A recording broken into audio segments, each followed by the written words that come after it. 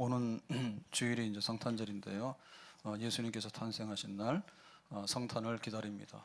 성탄을 기다리는데 고요한 밤 거룩한 밤 어둠에 묻힌 밤 주의 부모 앉아서 감사 기도 드릴 때 아기 잘도 잔다 아기 잘도 잔다. 고요한 밤 거룩한 밤 고요한 밤 거룩한 밤 어둠에 묻힌 밤 주의 부모 앉아서 감사 기도 드릴 때 아기 잘도 잔다 아기 잘도 잔다. 왜 우리가 성탄 기다리죠? 예수님 오셔서 하시는 일은 우리를 구원하시는 일입니다. 하나님이 세상을 이처럼 사랑하사 독생자를 주셨으니, 예수님께서 오실 때 아기 얘기로 아기 예수로 이제 이 땅에 오시잖아요. 그래서 하나님의 구원, 하나님의 선물, 하나님의 아들이 이 땅에 탄생하신 날 기쁨으로 기다려야 되겠고요. 요한복음 1장 14절 말씀이 육신이 되어 우리 가운데 거하심에 그랬죠. 하나님의 아들 예수님은 육신이 돼서 우리 가운데 오셨다. 세상을 구원하기 위해서 세상에 오셨고 우리 인간들을 구원하기 위해서 인간으로 태어나신 것, 너무나도 거룩하고 귀한 예수님의 탄생이 되겠습니다. 그래서 예수님의 탄생은 우리가 예수를 믿고 기독교인이 됐는데 이 모든 것은 구원 역사의 시작이거든요. 예수님의 탄생, 예수님의 고난받고 죽으심, 예수님의 부활, 예수님의 승천, 그리고 하나님 보좌 우편에 앉으심, 그리고 다시 오심, 이렇게 해서 하나님의 구원 역사예요. 하나님의 구원 역사가 이 땅에 이렇게 딱 오셔가지고 시작된 날, 그러니까 예수님의 탄생은 하나님의 구원 역사의 시작이기 때문에 정말 우리가 기뻐하고 즐거워해야 될 그런 날이 되겠습니다. 그러면 이제 어떻게 하느냐? 성탄을 준비해야 되잖아요. 성탄을 준비해야 되겠는데 준비하기 위해서 먼저 앞에 가라 해서 보낸 선구자가 있습니다. 신랑 맞이하는 들러리가 있는 것처럼 그렇게 선구자가 있는데 그게 바로 세례 요한이죠. 그래서 예수님이 오시기 전에 세례 요한에 가서 길 닦고 이렇게 했단 말이에요. 그럼 세례 요한은 어떻게 했느냐? 3절에 보니까 광야에 외치는 자의 소리가 있어 이르되, 광야 유대 광야입니다. 외치는 자의 소리. 그러니까 얼굴은 생각하지 마세요. 그냥 소리만 들으세요. 하나님의 음성만 들으세요. 그러니까 뭐 세례 요한이 어떻고 뭐 이런 거는 다 몰라도 되는데 세례 요한의 입에서 나오는 하나님 말씀만 들어라. 그 얘기는 뭡니까? 너희는 주의 길을 준비하라. 그의 오실 길을 곧게 하라. 그랬죠? 그러니까 이제 길을 준비하라고 하는 얘기는 왕이 오실 때 길을 평탄하게 하고 백성들이 나와서 예의를 갖춰서 맞이할 수 있는 이제 이런 걸 하라 그 말입니다. 그래서 이제 곧게 하라고 하는 얘기는 구부러진 게 있으면 피고, 그다음에 웅덩이가 있으면 골짜기가 있으면 평지를 만들고, 그다음에 이제 높은 언덕이나 이런 게 있으면 다 깎아내리고 해가지고 이제 평탄하게 하는 거. 결국 이것은 길의 문제, 고속도로의 문제가 아니고 뭐의 문제입니까? 예수님을 맞이하는 우리 마음의 문제죠. 우리 마음이 이렇게 길이 없거나, 혹은 우리 마음에 길이 구부러져 있거나, 혹은 우리 마음에 길이 구덩이에 빠져 있거나, 혹은 우리 마음이 너무 높은 곳에 교만해가지고 이렇게 언덕이 돼 있거나 이러면은 예수님 오시는 것을 맞이할 수 없다. 왕이 오시는 것을 맞이할 수 없다. 그럽니다. 자, 그래서 4절에 세례 요한이 광야에 이르러 유대 광야에서 죄 사함을 받게 하는 회개의 세례를 전파하니 그랬죠. 그러니까 이제 그 마음의 준비가 결국에는 회개예요. 회개. 우리가 돌아서서 마음을 새롭게 고쳐 먹어야지 예수님을 영접하고 예수님을 그리스도 구원자로 받아들이게 되는 거죠. 그래서 죄 사함 받아라, 너희들이 회개해라라고 했어요. 그러면 회개하고 나면 뭘 하냐면 증표로서 이제 물로 세례를 주게 되는 겁니다. 진짜 회개했구나. 그러니까 이제 내가 증거를 준다 해서 물로 세례를 주는 거죠. 그러니까 회개를 그냥 이렇게 속으로 우물우물 해가지고 내가 회개했는지 안 했는지 아무도 모르게 그렇게 하는 건 아니죠. 오늘 눈이 온다 했는데 진짜 눈이 꽤 왔네요. 오늘 낮에 그래도 날이 안 추워가지고 녹으니까 걱정하지 마세요. 좀 이따 비 올 거예요. 자, 그래서 이게 눈이 오면은 다 보이잖아요. 세상이. 와, 흰 눈이 덮였네. 세상이 달라졌잖아요. 옷을 갈아입었잖아요. 그러니까 회개했잖아요. 마음에 회개를 했으면은 이제 그거를 나가서 고백하는 거죠. 내가 이렇게 하나님 모르고 살았고 또 하나님을 대적했습니다. 하나님의 법을 어겼습니다. 그러니까 이제 내가 회개합니다라고 하면 뭐예요? 그래, 우리가 알았어. 그러니까 너는 세례 깨끗한 거야. 물로 싹 씻어가지고 눈으로 이렇게 세상을 하얗게 덮듯이 이렇게 새 사람 되는 증표로서 물로 세례를 주게 되는 거죠. 그러니까 이제 5절에 보니까 온 유대 지방과 예루살렘 사람이 다 나와 그래서 난리가 난 거예요. 세례 요한이 광야에서 외치는데 메시아 구원자가 온다. 그 니들을 죄 사함 받고 물로 세례를 받으라 해라. 그랬더니 그냥 거기에 사람들이 줄을 쫙 서가지고 오게 되는 거예요. 왜냐하면 기다렸거든요. 기다렸거든요. 이 세상이 너무나 어렵고 또 당시에 이제 로마 압제를 받고 있고 이래가지고 이제 우리를 구원하시는 다윗의 자손이 언제 오시냐 이런 이제 메시아 대망이 있었는데 세례 요한이 와서 곧 오니까 니들이 이렇게 준비하라 하니까 야, 드디어 희망이 보인다 해가지고는 이제 줄을 서가지고 이제 이 광야로 지금 요단강으로 세례 요한을 찾아서 말씀을 듣고 세례 받는 일이 막 이렇게 일어나게 되었습니다. 다 나와 자기 죄를 제복하고 그에게 세례를 받더라 요단강에서. 그래서 여기 이제 세례 받는 사람들 중에 보면은 군인들, 야, 니들은 막 칼이 있으니까 막 이렇게 강탈하고 또 그렇게 막 강압적으로 뺏기도 하고 했잖아. 회개해, 알겠습니다. 월급 얼마 안 되지만은 그것까지 만족한 줄 알고 사람 괴롭히지 마라. 칼을 거꾸로 쓰면 안 돼. 그 다음에 이제 세리들이 오잖아요. 세리들이. 그 세리들은 그 당시에 굉장히 악명 높았거든요. 이 사람들 로마의 앞제비라. 그 세금을 100을 거두면 되는데 200 걷어가지고 자기 주머니에 100을 넣고 막 이랬단 말이에요. 그러니까 이제 니들 세리들 그러면 안 돼. 부당하게 거둔 거 있으면 다 돌려내. 알겠습니다. 이거 회개하고 막 했죠.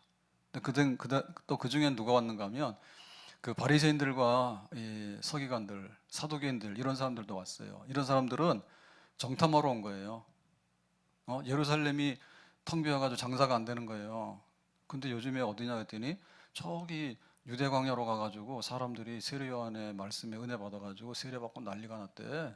성전 별거 아니라 그런다고 막 이러니까 이 사람들이 시기 질투해가지고요 정탐하러 온 거예요. 그래서 꼬투리 잡으려고 세례 요한이 하는 것 중에서 뭐 어기는 건 없나 잘못된 거 없나 이제 이런 식으로 해서 살피는 거죠. 그랬더니 세례 요한이 그 사람들을 알아보죠.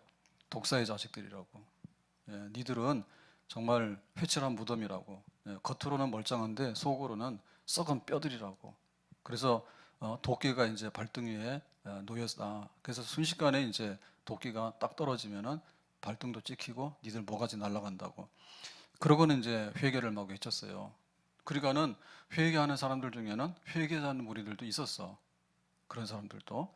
자, 이래서 이제 요한이 말씀 전하고 이제 세례를 막 베풀고 하는데 그러면 이제 회개해라. 우리가 예수님을 준비하자. 그리고 예수님으로 인해서 구원받자. 하나님의 백성이 되자. 이제 이거를 막 할 때 그 뭐 요한은 어떻게 도대체 살았겠느냐? 유대 광야에서 그 얘기입니다. 그래서 6절에 보니까 이렇게 살았습니다. 낙타 털 옷을 입고 허리에 가죽띠를 띠고 그랬습니다. 이걸 보면은 야, 이거는 정말 명품이다라고 생각하시는데 전혀 아닙니다. 낙타 털이라고 하는 것은요. 그 당시에 그 사람들이 옷이 없으면 짐승 중에서 이런 낙타 털을 가지고서 옷을 해서 입는 옷이에요. 그게 굉장히 가난한 사람들의 옷이고요. 가죽띠라고 하는 것도 마찬가지입니다. 그냥 다르게 치장할 게 없으니까 그냥 허리띠 하나 졸라매고 그렇게 살았던 거죠. 그 다음에 먹는 거는 뭐냐? 메뚜기와 석청이라. 이거는 별식이라고 생각하시는데 가난한 사람들이 먹을 쌀이 없으니까 그냥 곤충, 그 다음에 이제 야생 꿀들 이렇게 주워가지고 먹는 그런 거예요. 그래서 그 세례 요한이 회개하라, 예수님을 준비하라라고 하는 거하고 생활하고가 어긋나면 안 되죠. 예수님을 준비하라 했는데 먹자 마시자 파티하자 또 놀자 이렇게 계속하면 뭐예요? 그거는 앞뒤가 안 맞는 얘기라고요. 그래서 세례 요한은 여기서 스스로 가난해져요. 그리고 스스로 청빈, 스스로 금욕, 내가 하고 싶은 거 안 하고 줄이고 그렇게 해서 자기가 지금 하고자 하는 회개하라, 예수님 준비하자, 세례 여기만 몰두하는 거예요. 우리가 하루를 살아가면서 참 먹는 시간이 즐겁고 휴식 시간이고 또 꼭 먹어야지 사니까요. 근데 해보면 그래요. 그 새끼를 먹잖아요. 새끼 먹는데 먹는 시간만 해도 꽤 돼요. 근데 준비하는 시간하고 설거지하는 시간하고 그다음에 그거 먹는 거 준비하기 위해서 막 시장 보러 다니고 이러기 시작하면요, 옛날 주부들이 전업주부로 합니다. 전업주부의 주로 과업이 뭐냐면 하루 밥 3끼 해야 되는 게 전업주부예요. 이거는 법에서도 인정을 해요. 하루 3끼 밥 해야 되는 게 그게 일인 거예요. 그러니까 이제 이런 식으로 생각하면요, 우리가 집중을 할 수가 없어요. 집중을 할 수가 없어. 그러니까 아예 그냥 메뚜기 좀 먹다가 배고프면, 추우면은 그냥 낙타토로 뒤집어 쓰고 그냥 잠깐 누워서 잤다가 그렇게 하는 겁니다. 그러니까는 최소한으로 하는 거예요, 최소한으로. 그래서 지금 어디다 집중합니까? 정말 내가 예수님을 기다려야 되겠다. 그리고 많은 사람들이 예수 믿도록 해야 되겠다. 거기에 이제 집중을 하게 되는 거죠. 그래서 우리가 성탄절 하면서는 주로 뭐 해야 되냐면 먹는 거나 파티나 이런 거에다가 중심을 두거나 기대를 하시면 안 돼요. 예수님 오실 예수님에다가 초점을 맞추고 집중을 해야 돼요. 도대체 예수님은 어떤 분일까? 주님께서 오시면 나에게 무슨 칭찬해 주실까? 또 주님께서 오시면 어떤 말씀을 해 주실까? 이거를 기다려야지 뭔가가 이제 이루어지는 거 아닙니까? 근데 뭐 파티하자, 놀러 가자, 뭐 이러기 시작하면 사실은 뭐 이게 마음이 콩밭에 가 있는 겁니다. 그러니까 좀 금식하시라. 성탄절 얼마 안 남았잖아요. 왜 금식하시는 거예요? 왜? 예수님 생각하려고. 밥 먹는 시간도 아까워. 밥 먹다가 보면 사람 마음이 긴장이 풀어지잖아요. 먹고 또 먹고 먹고 또 먹고 이러면 뭐가 뭔지 모른다니까.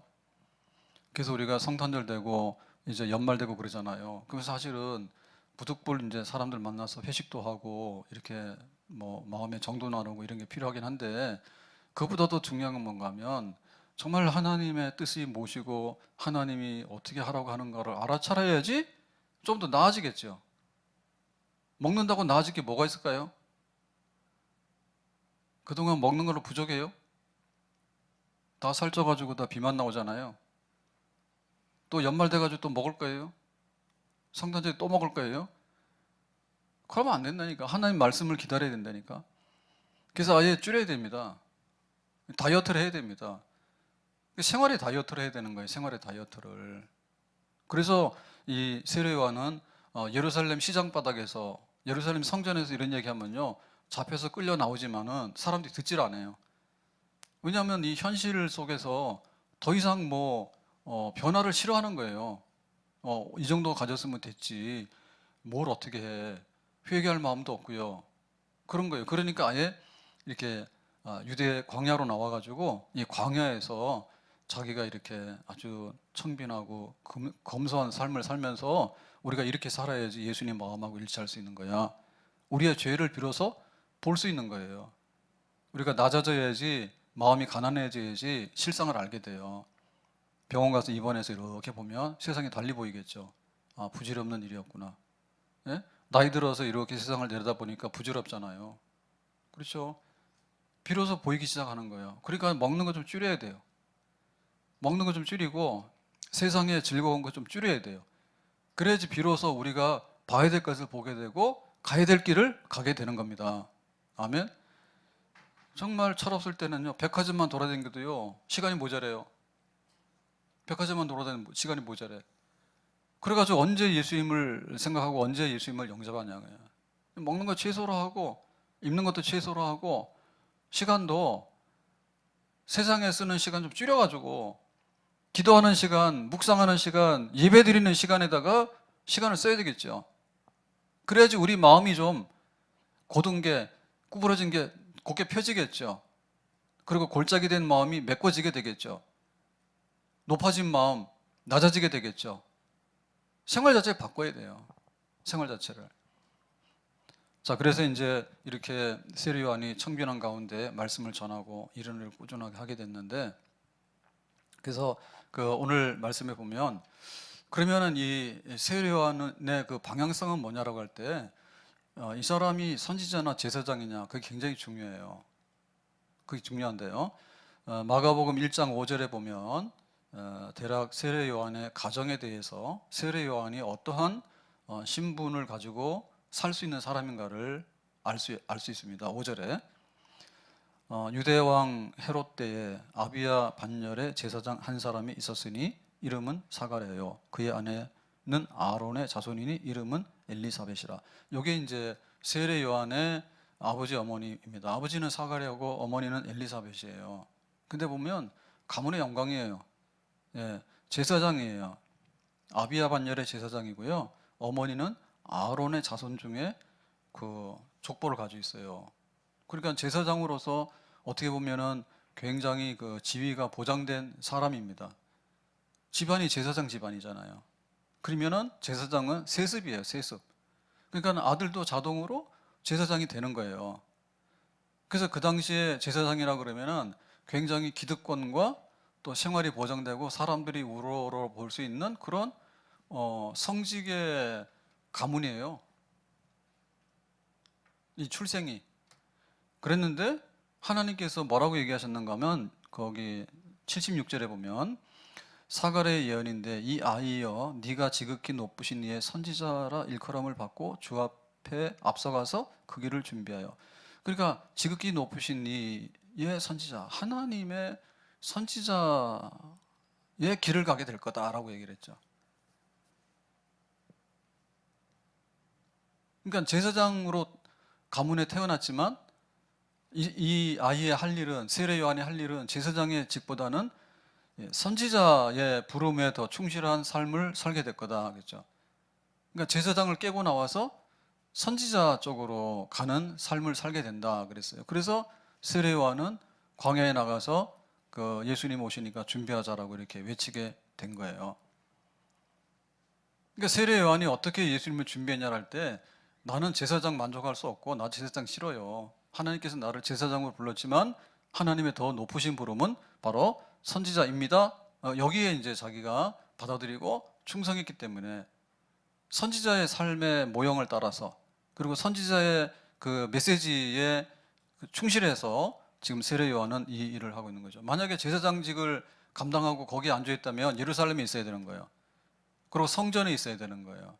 그리고 짐승의 제사를 집례하면서 자기가 잘 먹고 잘 살고 사람들한테 존경도 받고 뭐 불편한 거 없이 아쉬운 거 없이 살아가는 그런 삶을 살아야 되는 거예요, 예루살렘에서. 근데 그 자리를 떠났어요. 하나님이 나를 선지자로 불렀구나. 알았습니다. 나는 선지자로서 광야에 나가서 말씀을 외치는 거 그거를 하겠습니다 라고 자기가 이제 받아들이고 그렇게 실행에 옮긴 거죠. 옮긴 겁니다. 그러면 이제 현실의 안일한 생활을 버렸다 얘기죠. 오히려 스스로 가난하고 또 사람들이 제사장이라 그러면은 그냥 이렇게 좋게 대해주거든요. 근데 선지자라 그러면요 대부분 다 싫어해요. 그래서 선지자들의 상징은 뭐냐면 고생의 떡을 먹고 눈물의 생수를 마시고 사람들에게는 배척을 당하고. 왜? 하나님 편에 서 있는 사람이에요. 그러니까 하나님 말씀을 집중적으로 전달해가지고 확대시키는 스피커예요. 다른 사람도 이거 못 듣는 거예요. 근데 선지자는 들어요. 다른 사람도 안 가는 거예요. 그럼 선지자가 먼저 가는 거예요. 그래서 선지자는 새벽을 깨우는 사람이야. 선지자는 파수꾼이야. 그러니까는 이 세상에 있지만은 세상에 속한 사람이 아니라 하나님에게 속한 사람이 바로 선지자죠. 제사장들은 백성들이 나와서 우리를 위해 기도해 주세요.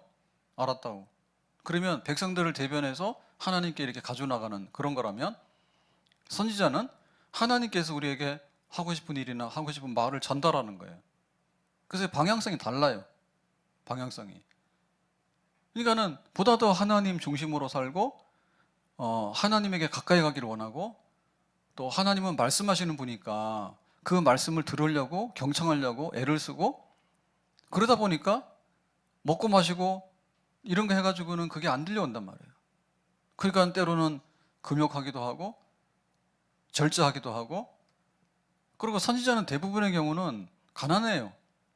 제사장들은 배불러요. 배 터져요. 선지자들은 먹을 게 없어요.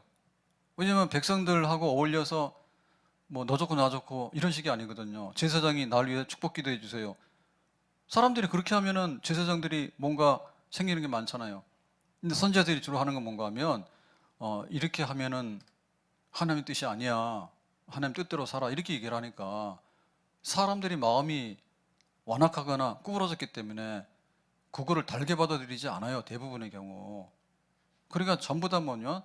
사람들 사이에 배척을 당하거나 왕따를 당하거나 때로는 이렇게 잡아다가 막 죽임도 하고 그런 일을 겪게 되는 것이 선지자의 삶이요. 세상 사람들하고 다른 거예요. 그리고 세상에 있지만은 하나님에게 속한 사람이에요. 사람들이 듣기 원하는 말이 있는데 그 말을 안 들려주는 거야. 하나님께서 하고 싶은 말을 꼭 들려주는 거야. 그러니까 이 사이에 끼어가지고 굉장히 힘들지만은 그러나 새벽을 깨우고 사람들을 살리는 그런 일을 하는 게 선지자예요. 그러니까 세례 요한이 여기 예루살렘에 성전도 있고 제사장도 굉장히 많은데 거기서 계속 있었으면 예수님의 오심을 전달할 수가 없죠. 근데 광야로 나와서 하나님 말씀을 듣고 그 백성들에게 니들한테 필요한 것은 지금 회개하는 거야. 회개가 필요해. 제사장들은 뭐냐면 재물을 더 많이 가져와. 하나님께 많이 바치면 하나님께서 너희들에게 복을 주실 거야. 제사장들이 이렇게 얘기를 했는데 요한은 선지자로서 뭐라 했냐면 니들이 죄를 회개해야 돼. 군인들 회개해. 세리들도 회개해. 바리새인들 독사의 자식들이야 회개해. 그러니까 전부 다 뭐냐면 그 사람들이 구부러지고 어두운 사람들이거든요. 그러니까 세례 요한은 하나님 앞에서 니들이 다 변화해야 된다고 그 얘기를 하게 되는 거죠. 그렇게 살았던 그런 거예요. 세례 요한의 삶이 그거예요. 그러니까 이거를 중심으로 해서 요한은 그렇게 계속해서 살아갔다는 거예요. 오직 하나님께 가까이, 오직 하나님을 기쁘게 하기 위해서. 내 주를 가까이 하게 함은 십자가 진 같은 고생이나. 다 같이요. 내 일생 소원은 늘 찬송하면서 주께 더 나가기 원합니다. 내 주를 가까이 하게 함은 십자가 진 같은 고생이나. 내 일생 소원은 늘 찬송하면서 주께 더 나가기 원합니다. 그러니까 주님께 조금 더 가까이 나가자고. 주님께 좀 더 가까이 나가자고. 그거를 자기 스스로 할 뿐더러 또 다른 많은 사람들에게 주님께 좀 더 가까이 나가자고. 세상하고는 좀 더 멀어지자고. 먹고 사는 게 하나님 나라 아니니까 우리가 좀 덜 먹더라도 하나님 나라에 속하는 백성이 되었으면 좋겠다고 그렇게 하는 거죠. 그래서 경건의 모양이 아니라 그야말로 경건의 능력을 우리가 따라 살아야 되겠다고. 그냥 내가 종교가 뭐냐 하니까 기독교라고 써놓고 기독교가 아닌 거예요. 예? 기독교적인 것 같지만은 교회를 안 오는 거예요. 교회는 오지만은 진짜 교인이 안 되는 거예요. 교인은 됐지만은 진짜 그리스도인이 아닌 거예요. 그러니까 진짜 그리스도인이 되고 진짜 교인이 되고 정말 하나님께 그 예배 드리면서 하나님의 은혜를 잊고 하나님께 영광 돌리는 믿음의 사람으로 경건한 사람으로 살아가자. 이게 세례 요한의 얘기인데 이거가 바로 예수님을 준비하고 성탄을 맞이하는 우리의 경건한 삶이 되야 될 줄로 믿습니다.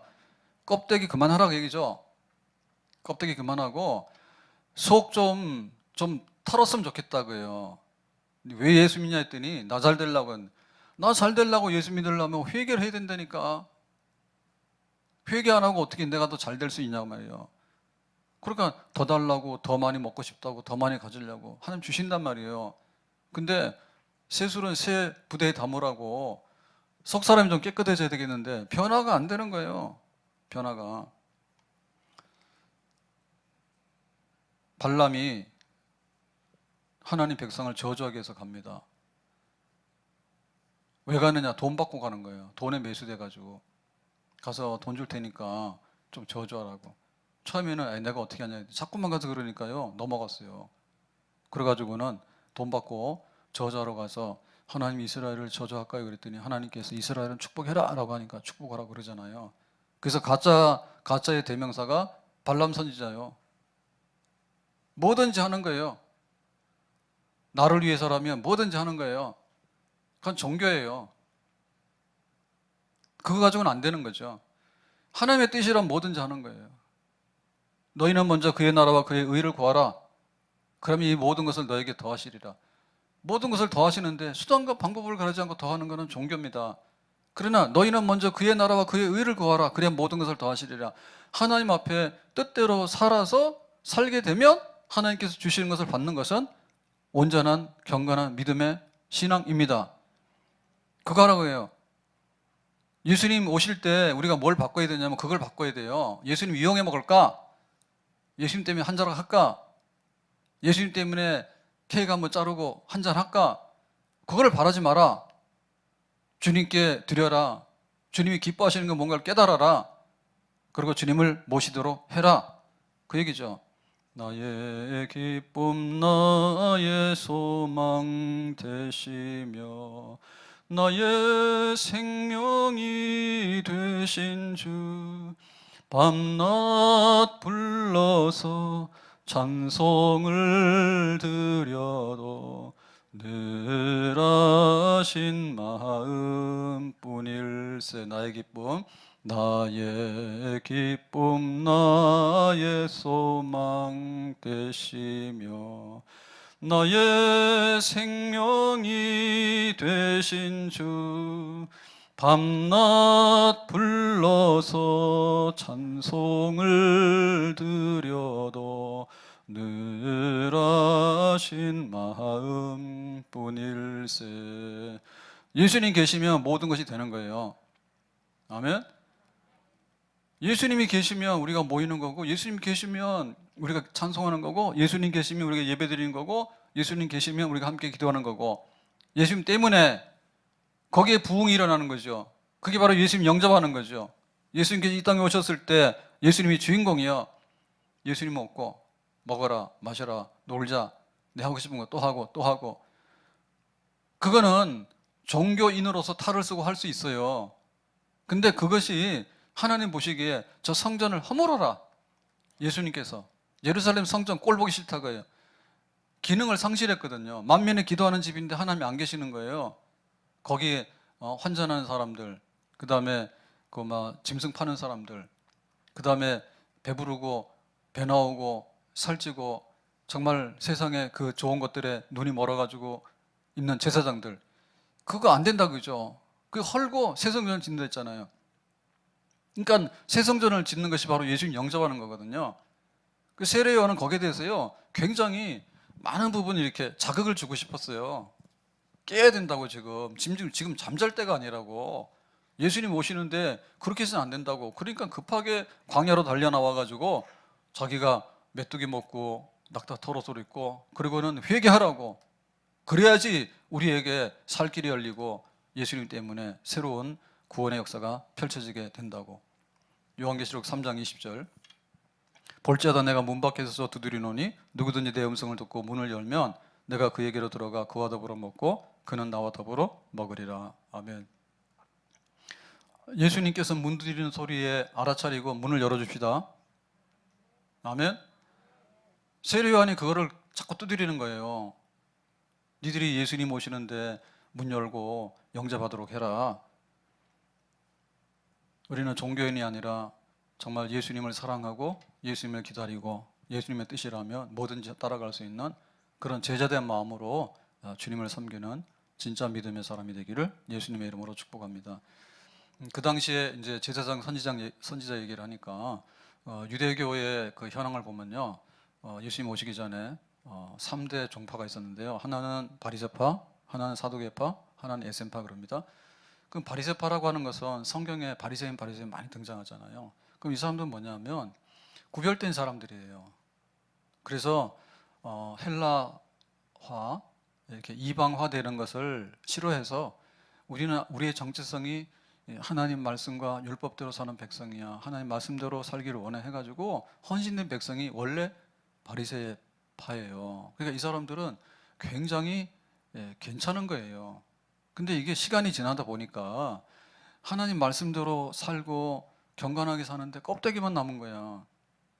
외식을 많이 하게 되고요, 속에 있는 거는 못 하게 되는 거예요. 그래서 이 바리새인들이 오히려 방해가 되고 그런다고. 사두개파는 뭐냐? 사두개파는 제사장들 주로. 그래서 바리새인들이 율법을 중심으로 하나님을 섬기는 운동을 했다면 제사장들은 전통적으로 성전에 와서 제사를 관리하고 성전을 지키면서 이렇게 살아가는. 그러니까 이 사람들은 뭐냐면 이게 완전히 먹고 사는데 도 같은 사람들이에요. 왜냐하면 성전 세를 거두죠. 그 다음에 또 성전에서 발생하는 모든 그 이익들이 있잖아요.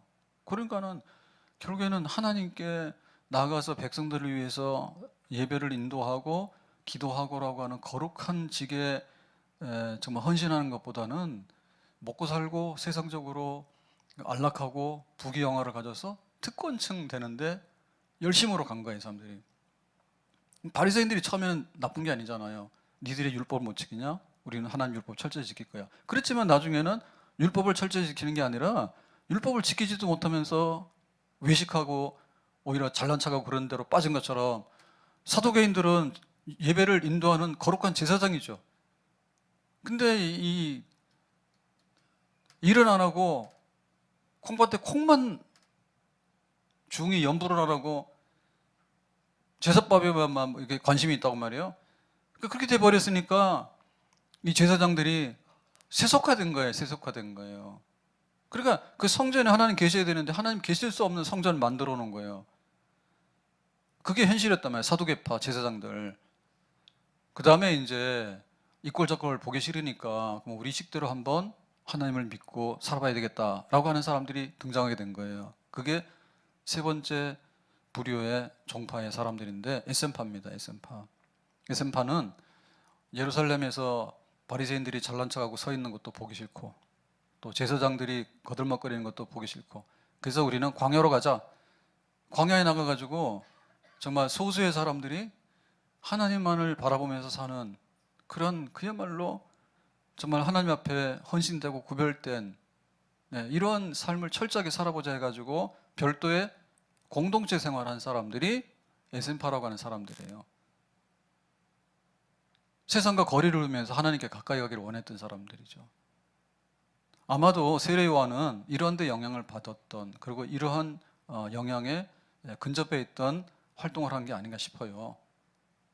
그래서 그 지난번 그 그림 본 것 중에서요, 그 유대 광야하고 쿰란 공동체를 다시 한번 보여드리겠는데, 지금 유대 광야는 보면 포란포기 나무 하나 없잖아요. 그리고 이 골짜기가 얼마나 깊습니까?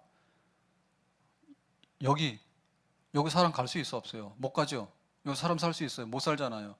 그래서 주님이 오실 때 이런 데로 오면 안 된다고 길을 만들어서 준비하라고. 지금 이 세상이 이런 상태인 거예요. 이러면은 메시아가 와도 못 와요. 메시아가 왔더라도 우리가 영접을 못 해요. 먹고 살기 바쁘고 죄 짓는 데 바쁘고 돈 강탈하는 데 바쁘고 돈 속여서 뜯어내기 바쁘고 자기 배불러 가지고 넌 죽으라고. 이런 세상이 유대 광야 같은 세상에 그대로 있으면 안 된다고 말이죠. 그래서 이제 이거를 길을 만들어야 되는데, 그러면 이제 다시 한번 그림을 보면요, 쿰란 공동체를 보면 여기에 이제 그 구멍이 있잖아요. 이게 굴입니다. 작은 굴. 이 안에 들어가면 뭐 몇 명이 들어갈 수도 있고 몇십 명이 들어갈 수도 있고 뭐 그렇죠. 그러니까 이거는 여기에 토질 석회 성분이 있거나 아니면 또 다른 이렇게 성분이 있으면 이런 유의 이게 지형이 나타나게 돼요. 그래서 자연적인 것도 있고 가서 인공적으로 조금만 손파면 될 수 있는. 그러니까 여기서 생활하면서 공동으로 생활하면서 아주 굉장히 하나님께 집중할 수 있는 공동체 생활을 했던 세상과 좀 떨어져 나와 있던 무리들, 너무너무 하나님께 가까이 가고 싶고 하나님의 구원 역사가 좀 빨리 도래하기를 바라는, 세상이 어떻든 간에 우리는 하나님 앞에서 살겠다는 사람들, 이런 사람들. 그러니까 세례 요한은 주로 요와 비슷하게 예수님의 오시는 길을 준비하면서 그 인도했던 거예요. 그러니까 이게 그 선지자의 부르심의 삶, 그리고 이 광야의 그 정말 거룩한 무리들의 삶, 이런 삶을 우리가 예수님을 맞이하게 될 때 한번 살아볼, 그리고 바라볼 필요가 있는 거죠. 우리가 다 집과 직장과 이 교회를, 도시를 버리고 여기 가라는 뜻이 아니라 이렇게 살아야 되는 것에 대해서 우리가 너무나 우리가 세상에 묻혀서 살거나 이 세상에 영향받고 살아서 좀 안 되겠다는 생각을 한번 해볼 때 이런 거 한번 생각해 봐라. 생각해 봐라. 성 프란시스는 주여 나를 평화의 도구로 써주세요라고 기도를 했는데요. 이분은 그냥 이렇게 멋있게 기도한 분이 아니라 전도자입니다. 순회 전도자. 순회 전도자가 피곤하고 고달프겠죠. 사명을 하는데. 근데 원래 출신은 부자 상인. 상인은 구멍가게 상인이 아니라 지금 말하면 재벌 정도 되겠죠. 이러한 집에 아들로 아버지의 상속분이 굉장히 많았대요. 근데 이제 예수님을 알게 돼서 자기가 재산을 처분하고 나를 따르라. 예수님께서 한 청년에게 말한 것처럼 자기 재산 처분하고 내가 주님의 복음을 전하고 그래야 되겠다 해서 이제 순회 전도가 되면서 자기 재산 처분했다고. 그러니까 스스로 자기의 삶을 정리하고 하나님 뜻대로 살아보기로 했던 그런 사람들이 꽤 많이 역사에 존재했습니다. 그런 분들이.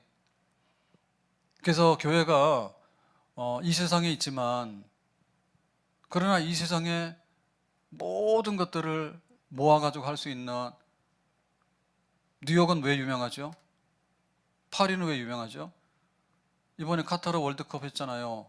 중동에서 한겨울에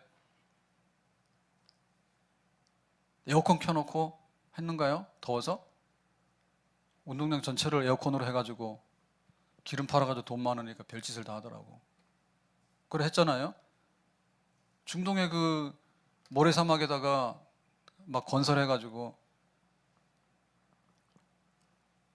축구쇼를 한번 했잖아. 그러면은 교회가 지금 서야 될 자리, 우리 믿는 사람들이 가야 될 길, 예수님께서 갔던 길이 뭔가에 대해서 우리가 한번 생각을 해봐야 돼요. 우리는 철저하게 이 세상에서 살아야 되는 게 맞아요. 그리고 또 한편에 있어서는 철저하게 이 세상과 별세, 세상을 떠나야 되는 게 맞아요. 세상에 있지만은 세상에 속하지 않는 그런 삶을 살아가는. 열심히 가서 일하고 열심히 우리 가정을 돌보고 열심히 결혼했으면 결혼 생활을 잘 갖고 나가고 자녀를 출생했으면 자녀를 잘 돌봐서 양육하고 그렇게 해야 되겠죠. 그러나 또 한편에 있어서는 뭡니까? 저 광야에 쿰난 공동체 했던 저런 굴 속에 들어가서 저 광야에 아무것도 없는 데서 예수님 오시기를 기다리면서 이 거친 땅이 주님이 오시는 길이 되도록 준비했던 그거를 우리가 또한 잊어버려서는 안 되겠죠. 잊어버려서는 안 되겠죠. 세상에서 보여주는 모든 것들은요, 보다 더 편리하게, 보다 더 좋게, 보다 더 배부르게, 보다 더 재미있게, 즐겁게, 그거예요. 그거 한마디로 줄이면 뭐냐면 소등성 비세요. 먹고 마시고 재밌게 노는데 재미없으니까 동성연애도 하고 온갖 거 다 하는 거예요. 거기서 벗어나도록 하는 거예요. 거기서 벗어나도록 하는 거예요. 그러니까 어떻게 보면 별세, 예수님 성탄으로 인해서 하나님의 아들이 이 땅에 오셨잖아요. 이 땅은 이 땅이죠. 근데 이 땅이 뭡니까? 하나님의 아들이 오심으로 인해서 하나님의 아들이 다스리는 새로운 땅으로 변화되는 거, 그거를 꿈꾸는 거지. 가난한 사람도 와라, 죄인들도 와라. 그래서 이제 새로운 백성으로 거듭나서 새로운 삶을 살게 되는 것.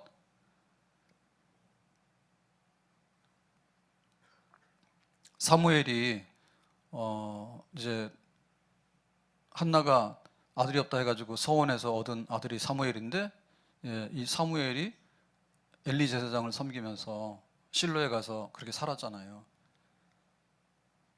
그래서 이스라엘의 이제 지도자가 되는데, 그 엘리 제사장은 나중에 이렇게 나이가 들고 비둔해가지고, 비둔해서 살찌고 이래가지고는 자기 몸을 잘 못 가누고 눈이 흐리고 잘 보지를 못하고 나중에는 하나님의 말씀도 들려오지 않고 하나님과의 모든 것도 끊어지게 되고 이런 가운데 갔는데, 이 엘리의 두 아들이 홈리와 비느하스예요. 얘네들은 더 엉망이에요. 그래서 아버지가 제사장이니까 이 홈리와 비느하스도 제사장인데 세습이잖아요. 제사장은 세습이거든요. 그런데 성전에서 일하는 여자들을 데리고 동침을 하고 하나님께 제물로 바치는 고기를 갈고리를 찍어다가 막 먹기도 하고 이런 일을 했다고. 이런 일을. 아버지 제사장인데 제사장 일을 제대로 하는 게 아니라 아버지는 늙어서 우둔하고 눈이 흐리고 아들들은 폐역한 일을 하게 되고, 그러니까 어떻게 돼요? 두 아들 다 전쟁 가서 죽고, 전쟁 가서 죽은 다음에 이 소식을 들은 아버지는 놀래가지고 뒤로 나자빠졌는데 목뼈가 부러 죽고, 그 소식을 들은 자부는 진통이 와가지고 난산 끝에 죽고 하나님의 영광이 떠났다, 이렇게 되잖아.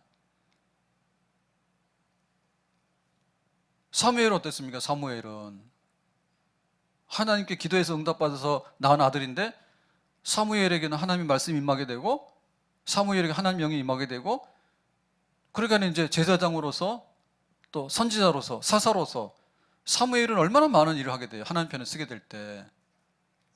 우리가 어느 편에 쓰게 될 것인가? 엘리야가 갈멜산에 가서 외쳤습니다. 하늘에서 불이 떨어지도록 하자고, 제단을 쌓자고. 거기에 대결했던 바알의 선지자들이 450명이요. 450명이 모여가지고 고함을 지르고, 그것도 모자라니까 나중에는 몸에 자해해가지고 피를 흘리면서 바알이여 바알이여 불로 응답하소서. 응답 안 하지. 엘리야가 나가가지고 여호와 하나님 불을 내려주세요라고 했더니 단번에 하늘에서 불이 내려오죠. 엘리야는 하나님의 선지자고 바알은 가짜들이, 가짜 우상의 선지자들이죠. 예레미야가 별명이 눈물의 선지자입니다. 바벨론의 침략으로 인해 가지고 예루살렘이 회파되고 예루살렘 성전이 불탈 거라고 하나님께서 그런 말씀을 주셨거든요. 그 말씀을 전하니까 사람들이 듣기 싫다고, 재수 없다고, 불길하다고, 그러고는 때리고 잡아 죽이려고 한다. 근데 그 당시에 많았던 사람들, 그 중에도 자칭 선지자라고 하는 사람들이 있었는데, 그 사람들은 뭐냐면 저 예레미야 말 가짜라고.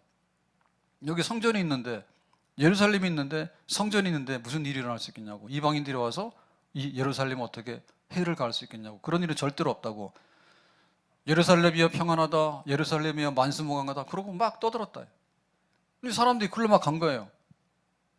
그러니까는 정신 못 차리고 있다가 바벨론에 멸망당하고 성전 불타고 포로로 잡혀가는 그런 일을 당하게 되는 거죠. 하나님 편에 서는 사람 예레미야예요. 하나님 편에 서는 사람은 엘리야예요. 하나님 편에 서는 사람 사무엘이에요. 예수님 오실 당시에 그 예루살렘에 바리새인들이 우글우글했고 제사장들이 우글우글했지만 하나도 예수님 오시는 것에 대해서 관심도 없었고 예수님 오심에 대해서 맞이할 준비도 안 했고 그랬어. 근데 세례 요한이 그걸 알아차리고 광야에 나가서 오신다는 말씀도 전하고 예수님 영접하기 위해서는 길을 닦아야 되니까 구체적으로 회개하고 세례 받으면 되고, 우리가 여기 지금 메뚜기를 먹더라도 함께 경건하게 주님을 기다리면서 살자고 그 말씀을 했거든요. 성탄절 찾으면서, 성탄절을 우리가 맞이하면서 진짜 예수님 찾아야 돼요. 아멘. 성탄절 지나가면 나이 한 살 더 먹어요. 성탄절을 한번 또 지나가는 것이 아니라 성탄절을 통해서 예수님을 찾아야 되고 교회가 예수님 편으로 서는 거예요. 세상 편으로 섰다면 다시 예수님 편으로 돌아가서 예수님 편으로 서는 거예요. 그게 바로 성탄절이에요. 아멘. 우리가 때로는 제사장이 필요하고 때로는 선지자가 필요한데요. 둘 다 필요하죠. 근데 한쪽의 것들이 기능이 상실됐거나 끼우러졌으면 바로 잡아야 되는 거예요. 우리 생각할 때 항상 예수님은 나를 위해서만 뭐든지 해주는 분으로 생각을 해요. 맞죠? 그런데 예수님께서 우리를 위해서 뭐든지 해주신다는 전제 조건은 뭐냐면 우리가 예수님 편에 서서 예수님을 우선하고 우리 마음을 굳히고 예수님을 영접하게 될 때 주님께서 우리의 필요한 모든 것들을 또한 공급해 주시는 줄로 믿습니다. 그러니까 내 중심에서 벗어나서 예수님 중심으로 돌아가야 되는 거죠. 아멘. 내가 바라는 것들만 계속해서 바란다면 여러 종교 중에 하나가 될 수 있어요. 무당도 자기들끼리 나가 자랑하잖아요. 나는 어디서 왔다고? 황룡산에서 온 무당이라고는 현수막 건사 못 봤어요. 우리가 맨날 보기 때문에 신령한 맛이 없어요. 근데 저기 모르는 어디서 왔다 그러면은 굉장히 신령하게 보인다고. 자기들끼리 경쟁하는 거예요. 서로 잘해주겠다고. 우리는 그런 것들을 많이 바래요.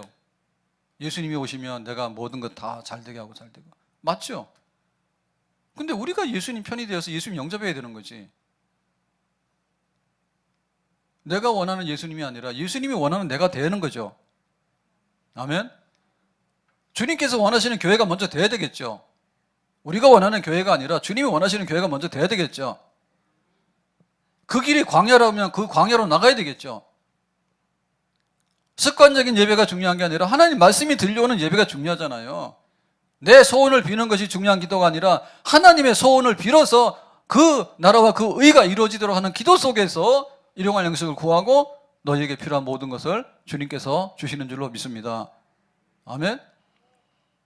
그래서 그 예루살렘이 성전이 제사가 관심 밖으로 나가게 된 거예요. 얘네들이 모여서 도대체 뭐라 이제 하나님께 영광을 돌리고 하나님의 거룩한 임재가 있어서 하나님의 거룩한 능력이 임해가지고 세상을 바꾸는 그런 성전이 되고 그런 제사장이 돼야 되는데 그걸 못하기 때문에 하나님의 아들 예수님께서 이 땅에 오셔서 예루살렘 성전을 부셔버리고 예수님 몸으로서 새 성전을 짓고 사람들에게 구원의 길을 가로막는 그런 것이 아니라 예수님께서 길이 되시고 진리가 되시고 생명이 되시고 예수님의 이름으로 하나님의 백성이 되어서 하나님의 그 모든 것도 누릴 수 있는 새로운 나라를 건설한다고 주님 말씀하셨는데 요한은 그거를 알아차리고 미리 나가서 회개하라고 준비하라고 그렇게 말씀했어요. 오늘 우리에게 성탄절 또 신년 이 모든 것들이 우리 마음을 고쳐먹고 정말 하나님의 품으로 돌아갈 수 있는 우리 영혼이 잘되고 회복될 수 있는 그런 거룩한 시간들, 거룩한 계절이 되기를 예수님의 이름으로 축복합니다. 나를 위해서가 아니라 하나님 편에 바로 서보는 그런 모습이 되어져서 정말 주님께서 우리를 기뻐 받아줄 수 있는 새 사람 되는 역사가 있기를 예수님의 이름으로 축복합니다. 우리 주님이 오셔야 되는데 성탄절 기다리는 그런 마음에 우리 속에 평화가 깃들고 또 주님의 음성이 들려지는 정말 주님을 인격적으로 다시 한번 모시고 맞이할 수 있는 그런 거룩한 마음, 고요한 마음이 우리에게 있기를 바랍니다.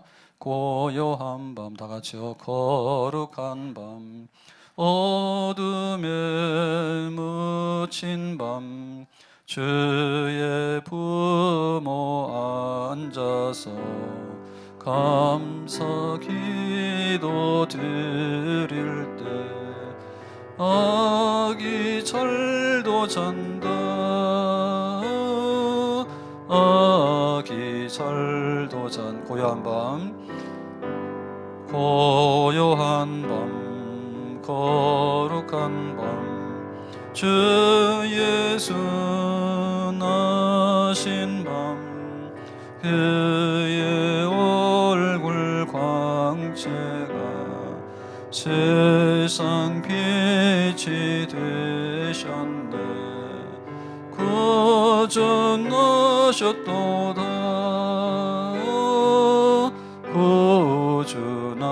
구주나셨도다. 기도합니다.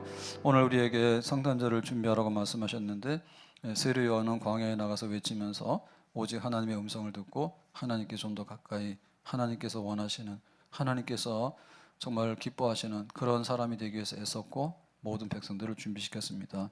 저희들도 다시 한번 주님의 품을 찾아갈 수 있는 정말 종교인이 아니라 신자 되게 해주시고 또 세상에 있지만은 세상 사람이 아니라 그리스도의 백성이 될 수 있도록 이 성탄이 우리 영혼이 거듭날 수 있는 첫 사랑을 회복하고 첫 복음을 회복할 수 있는 그런 은혜와 능력으로 우리 가운데 함께 하셔서 우리에게 새로운 삶이 펼쳐지는 새 출발점이 되기를 바랍니다. 예수님 이름으로 기도합나이다. 아멘.